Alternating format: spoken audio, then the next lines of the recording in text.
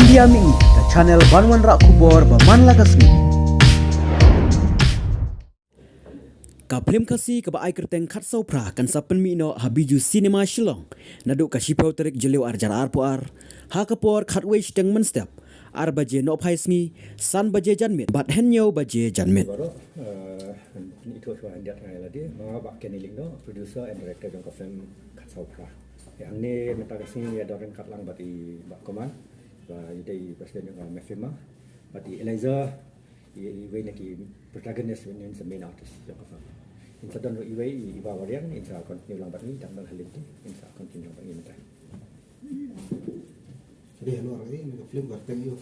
ka film ka keteng khatsau pra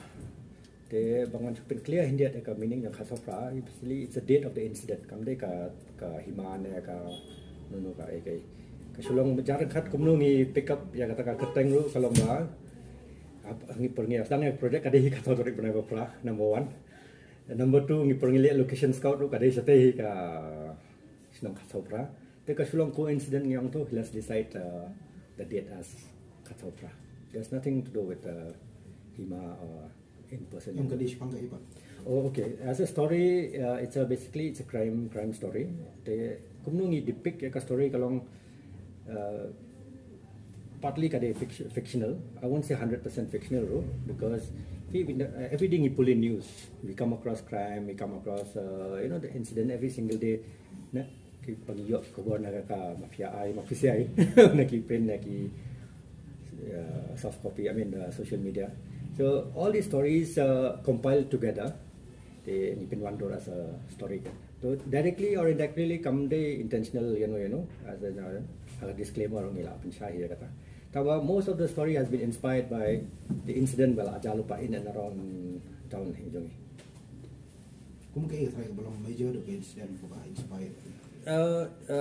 Elements of a film kabun. It's not basically the entire film is based on one particular crime. Ka involved along with murder case and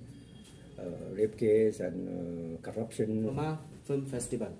Te hak tu kapor ketika Information and Public Relation Department kala initiate namantaban formulate eka film policy. Te hajingsha ngar ngadai member yang tu tikui ukidon te haring katu pada kala ajak no. Kemudian 4 don polisi hadu mentah. Te dangshan ya kendu ya PJ Kumar udah commissioner secretary jo ganeka bari pet ya ka tourism udah ya ka finance ro main bari finance kan dai ya ka tourism dengan ya keren bat bangi don kam ya ganeka polisi te nakling jung kimat ula pensengau hau chief minister chief angkadika bangang ala pensengau hau te ngayu I kensan pada hak assembly ba chief minister uang ba ka government kan sa formulate ka film policy nang tang yo iru am tu hapo assembly uang ba 5 crore will be allocated for the development of the film industry ta de kijing keli menta mano ban which department ka ban le ya ka film policy kan namar ba hadu mentang ni tu IP kan government of Meghalaya kampat notify de ban ong ba IPR lane art and culture kaban dei kmi yaki film kan sibuk mentangi te education department nang ta